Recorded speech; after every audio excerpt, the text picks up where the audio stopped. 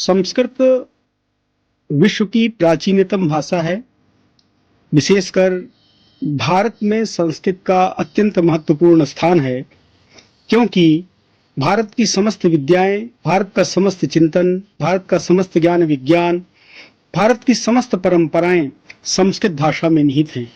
संस्कृत भाषा के माध्यम से ही हम भारत को सच्चे अर्थों में समझ सकते हैं और संस्कृत की विकास के लिए, संस्कृत को प्रतिष्ठित करने के लिए, संस्कृत भाषा को सर्वव्यापी बनाने के लिए बहुत से संस्कृत विश्वविद्यालयों की स्थापना की गई, जिनमें से श्री लाल बहादुर शास्त्री राष्ट्रीय संस्कृत विश्वविद्यालय भी एक महत्वपूर्ण संस्कृत का विश्वविद्यालय है, जो संपूर्ण देश में, संपूर्ण विश्व में संस्कृत के शास्त्रीय ग्रंथों का, संस्कृत के महनीय चिंतन का, संस्कृत के दिव्य विज्ञान ज्ञान वैभव का प्रचार प्रसार करने में सतत संलग्न है।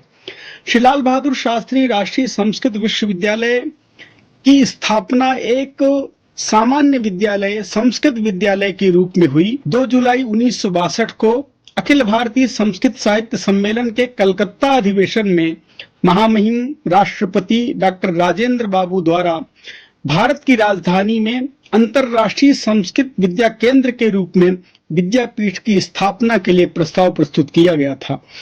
इसके बाद 24 जुलाई 1962 को इस विद्यापीठ की स्थापना एवं संचालन हेतु विद्यापीठ के लिए एक विशेष कार्याधिकारी निदेशक की नियुक्ति की गई, जिसमें प्रोफेसर मंडन मिश्र को निदेशक के रूप में दायित्व दिया गया।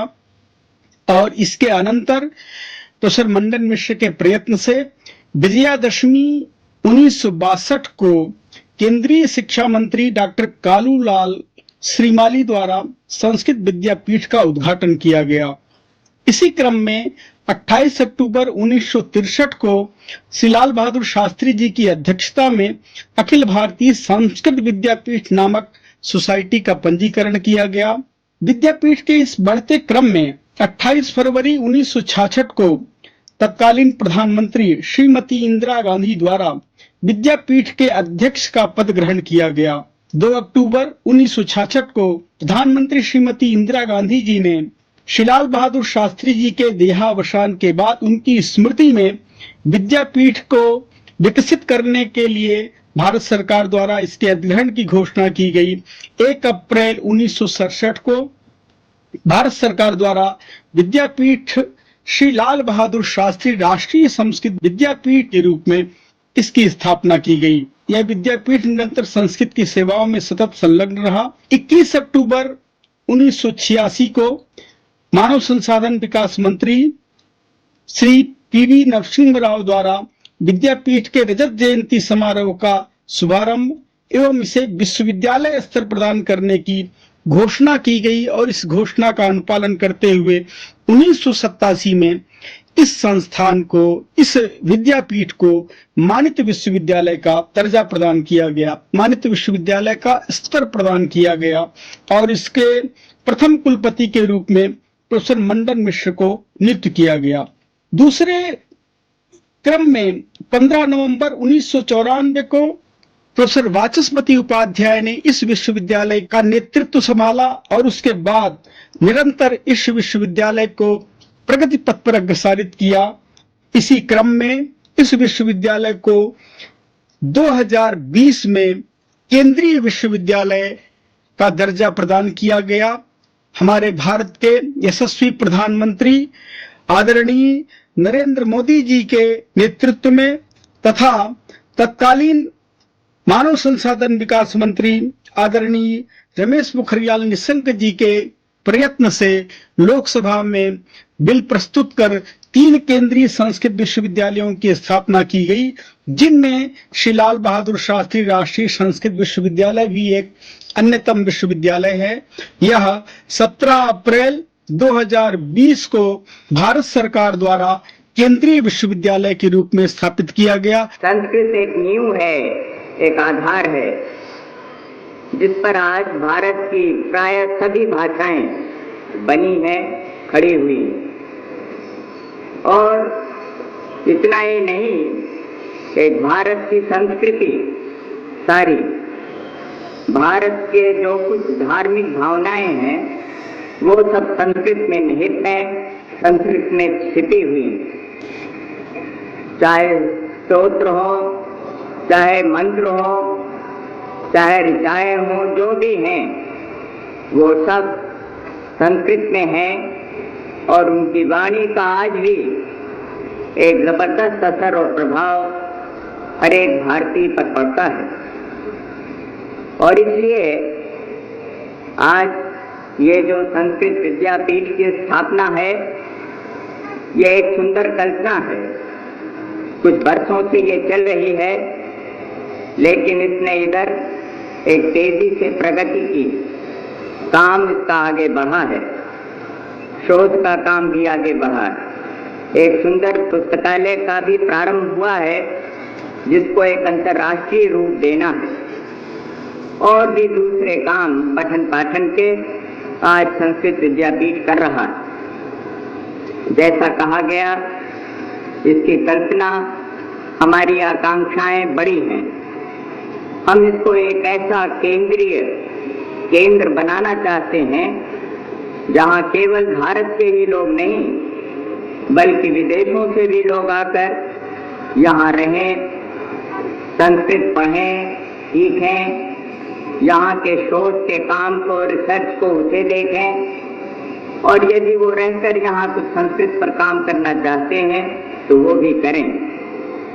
तो इस रूप में हमारा विचार है कि विद्यापीठ एक आदर्श संस्था बने और इस राजधानी के अंदर उसका स्वरूप वही होना चाहिए जो कि ऐसी संस्था के लिए स्वाभाविक है। श्री लाल बहादुर शास्त्री राष्ट्रीय संस्कृत विश्वविद्यालयस्य दीक्षांत समारोहे उपस्थिता अहम नितराम प्रसीदामि।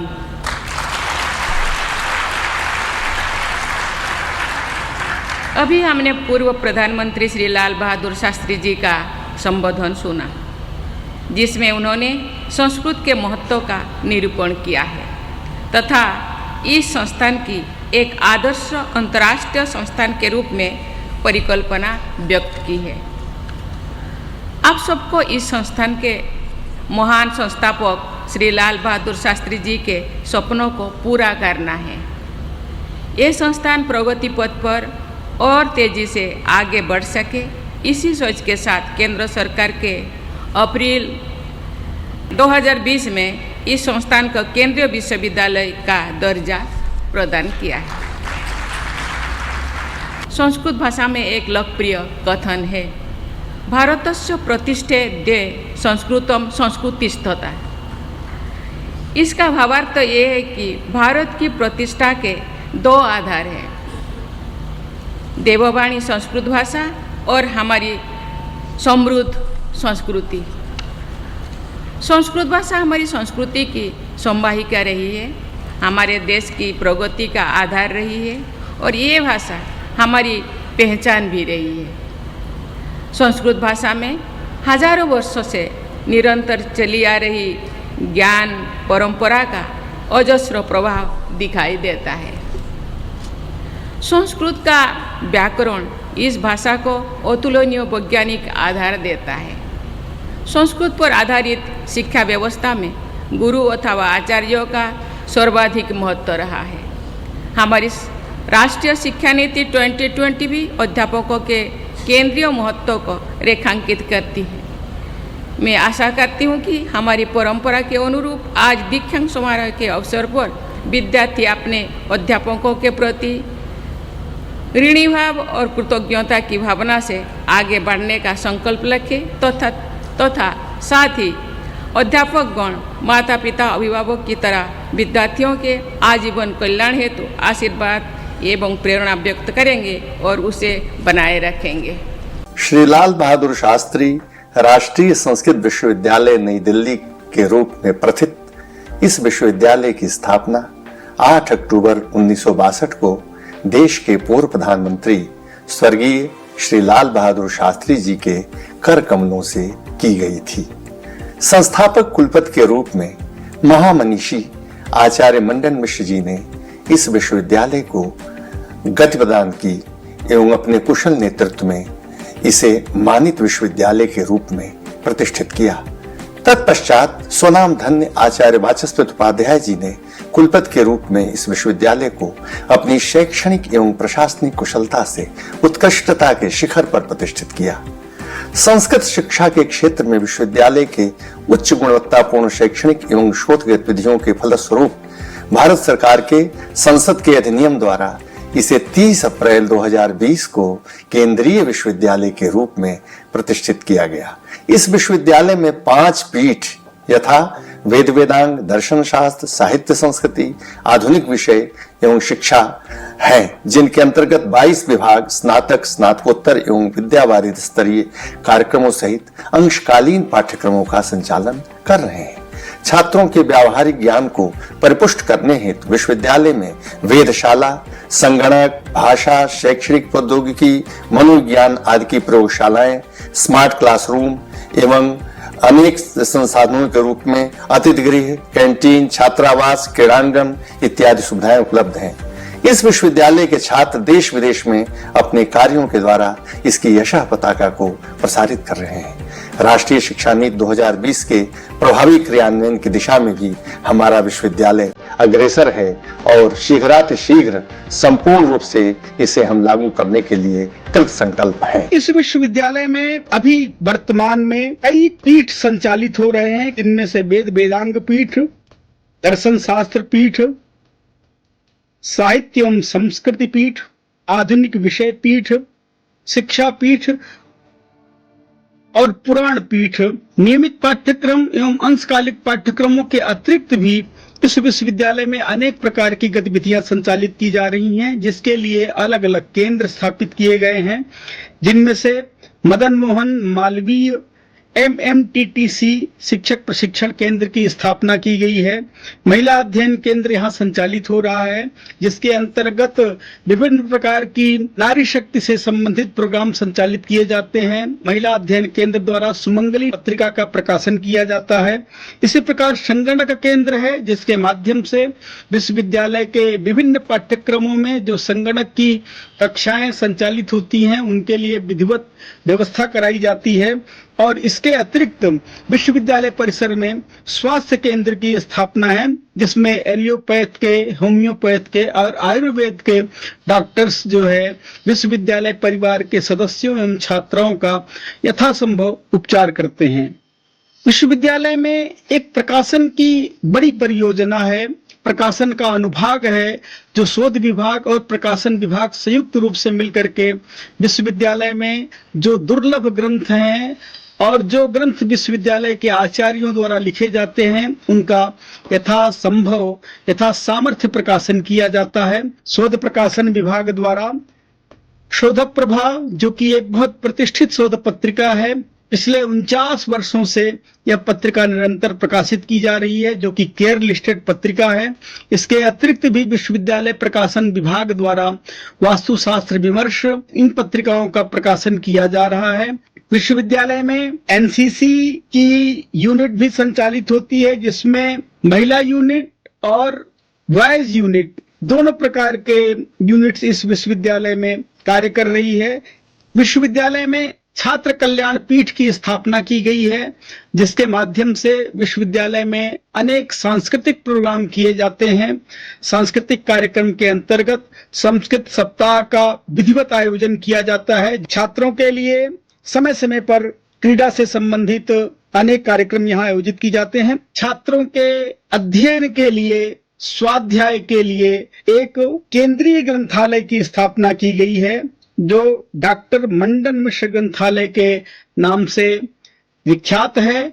और यहाँ संस्कृत की अत्यंत दुरूह पुस्तकें, उनको संरक्षित किया गया है। सभी छात्रों को विश्वविद्यालय के ग्रंथालय से अध्ययन के लिए पुस्तकों की सुविधाएं प्रदान की जाती हैं। पूरे विश्वविद्यालय को पर्यावरण की दृष्टि से सुरक्षित एवं हरित किया गया है। इसके अतिरिक्त विश्वविद्यालय में अन्य विश्वविद्यालयों से, देश के अन्य भागों से आए हुए आचार्यों के लिए एक विश्रांति निलय अतिथि गृह की व्यवस्था की गई है। वर्षा जल संचयन की प्रणाली की व्यवस्था है। जो वर्षा का जल है उसे संरक्षित किया जाता है। विश्वविद्यालय के परिसर में छात्रावास की व्यवस्था है, जिसमें 51 कक्ष हैं। सभी कक्षाओं के छात्र योग्यता के क्रम से आवास की सुविधा प्राप्त होती है। विश्वविद्यालय में एक आभासीय स्टूडियो की स्थापना की गई है, जिसके माध्यम से मूक्स के पाठ्यक्रम तैयार किए जाते हैं। आजकल ऑनलाइन पाठ्यक्रम की व्यवस्था है, ऑनलाइन पाठ्यक्रम का युग है, तो विश्वविद्यालय के जो प्राचीन संस्कृत के शास्त्र हैं, उन शास्त्रों को ऑनलाइन माध्यम से समाज तक ले जाने के लिए एक आभासी कक्ष स्टूडियो की स्थापना की गई है। संपूर्ण विश्वविद्यालय परिसर वाईफाई से युक्त है। विश्वविद्यालय के किसी भी कोने में हो, वहां वाईफाई की सुविधा को प्राप्त कर सकते हैं। जो छात्र कर्मकांड एवं पौरोहित्य विभाग में अध्ययनरत हैं या जो छात्र वेद में अध्ययनरत हैं, उनके लिए यज्ञशाला का निर्माण किया गया है। हमारे माननीय कुलपति जी के निर्देशन में श्रौत याग के लिए एक नवीन यज्ञशाला, नूतन यज्ञशाला की स्थापना की गई है। यहाँ पर देव सदन मंदिर की भी स्थापना की गई है। विश्वविद्यालय परिसर में एक व्यायामशाला की भी स्थापना की गई है, जिसमें सुबह और शाम छात्र इसका उपयोग करते हैं। विश्वविद्यालय में एक कैंटीन की व्यवस्था की गई है, जहां छात्र भोजन योग्य जो भी साधन है उसे प्राप्त कर सकते हैं। हमारे विश्वविद्यालय में राष्ट्रीय शिक्षा नीति NEP 2020 का विधिवत कार्यान्वयन किया गया है। इस क्षेत्र में हमारे विश्वविद्यालय ने अत्यंत प्राथमिकता अपनाते हुए सबसे पहले संस्कृत विश्वविद्यालयों में सबसे पहले NEP 2020 का कार्यान्वयन किया है और निरंतर अपने पाठ्यक्रमों को NEP 2020 के माध्यम से व्यवस्थित करने में, उसको क्रियान्वित करने के लिए सतत संलग्न है।